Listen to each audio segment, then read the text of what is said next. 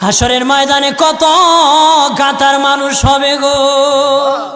নবী বলেন আয়েশা, হাসরের ময়দানে মানুষ 120 কাতার মানুষ হবে। কয় কাতার? আয়েশা রে, হাসরের ময়দানে 120 কাতার মানুষ হবে। আয়েশা সিদ্দিকা বলেন ইয়া রাসূলুল্লাহ, ইয়া রাসূলুল্লাহ, আমি জানতে চাই আপনার রাসূলুল্লাহর উম্মত কত কাতার হবে? নবী বলেন আয়েশা, আমি রাসূলুল্লাহর উম্মত একাই 80 কাতার হবে। আয়েশা বললেন ইয়া রাসূলুল্লাহ, দিনের নবীজি 80 কাতার দিয়ে আপনার উম্মত হবে, আপনার উম্মতকে কেমনে আপনি চিনবেন?